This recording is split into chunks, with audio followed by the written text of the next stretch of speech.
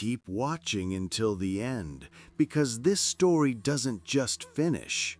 It loops back on itself, and if you listen closely, you might notice it following you long after the video ends. My name is Aaron, and for the past 3 months, I've been stuck on a road that refuses to behave like a normal road. It's a lonely, cracked, 2-lane highway cutting through a forest that seems too dense for its own geography. The first time I drove it, I thought I'd taken a wrong turn. The 5th time, I knew something was wrong. The 30th time, I realized the truth. No matter which direction I drove, the road always led to the same place. At first, I thought it was the stress of my night shifts. Then I blamed my GPS.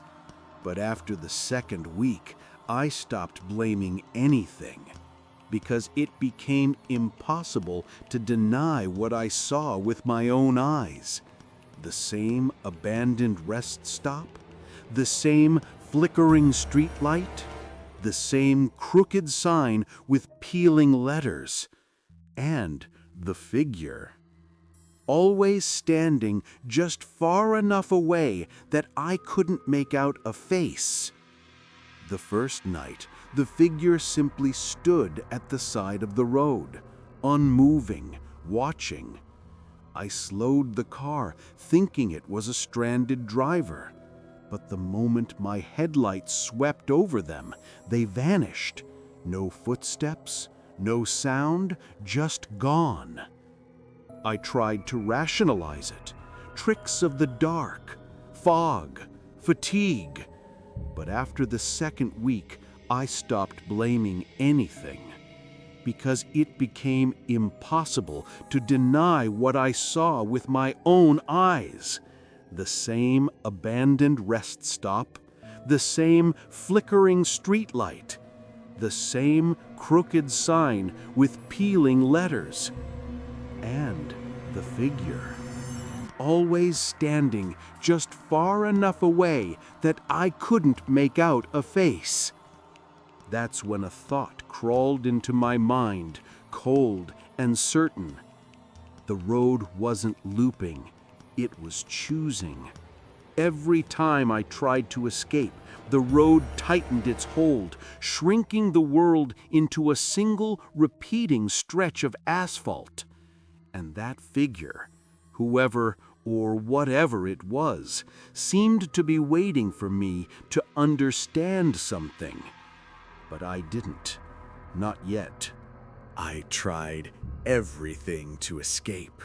I turned the car around at random points. I pulled off into the forest. I even left markers, sticks, rocks, even a bright red jacket I tied to a tree branch. Every marker disappeared the next time I passed by, replaced by something else. Carvings on the trees. Carvings of a road. A looping shape, a circle tightening inward, and in the center of the circle, a stick figure. I didn't want to admit it resembled me. Still, I kept driving, maybe from fear, maybe because stopping felt worse. Every time I reached the rest stop, the figure was closer. Now illuminated enough that I could see fragments of clothing that looked strangely familiar. Dark hoodie, worn jeans, scuffed shoes. My clothes. But older, faded, weathered by time.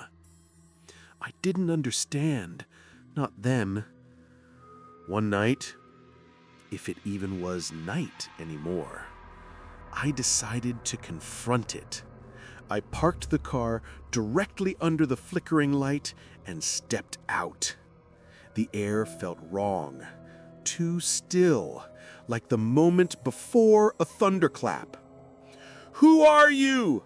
I called out. The figure didn't move. Why am I stuck here? Nothing.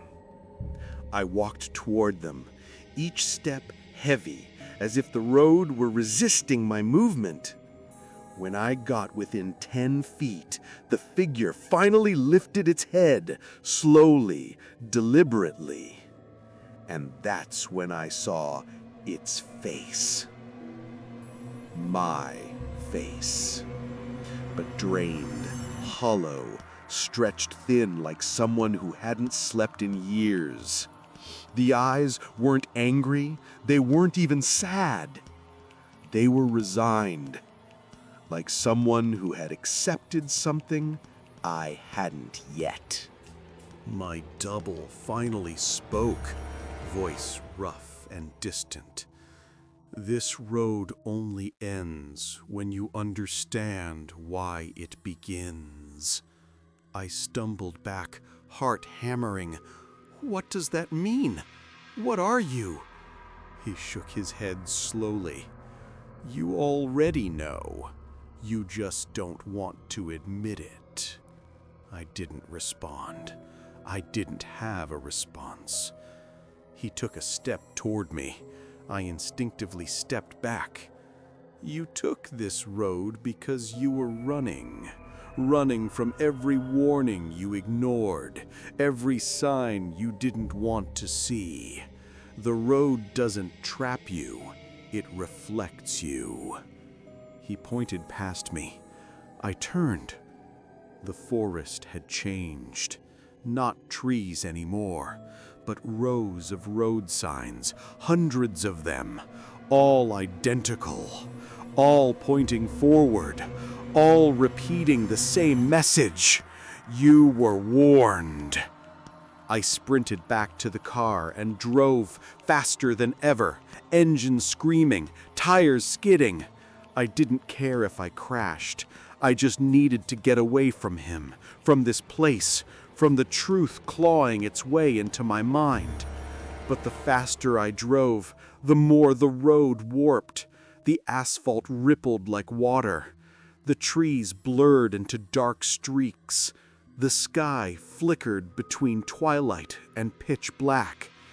And then I saw myself driving ahead of me. Same car, same clothes, same frantic grip on the steering wheel. My headlights swallowed the other car, and it vanished into smoke. That's when I realized something horrifying. I wasn't the first version of me on this road. I was just the latest one, still trying to escape. When I reached the rest stop again, my double stood in the middle of the road, no longer distant, no longer silent.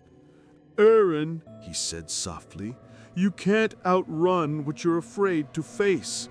The road always leads back because you always do." I didn't want to hear it, but something inside me cracked, not out of fear, but exhaustion. The kind you feel when running becomes harder than stopping. "What happens if I stop?" I whispered.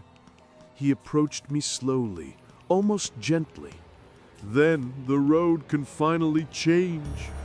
The asphalt beneath my feet shifted. The circle carved into the trees stretched into a straight line. The flickering streetlight steadied. The forest breathed again. For the first time, the road ahead didn't look familiar. My double faded back into the darkness, leaving only his voice echoing faintly. "Where the road leads now is up to you." And then, suddenly, I was somewhere else. A normal highway. Cars passing. No loops, no signs, no figure. But sometimes, late at night, I still feel the road watching me, waiting to see if I'll turn back. So if you ever find yourself on a stretch of road that feels too familiar, don't ignore it, don't test it, and above all, don't keep driving in circles, because some roads remember you. If you enjoyed this story, don't forget to like, subscribe, and leave a comment. It helps more than you know. Stay safe and watch the road.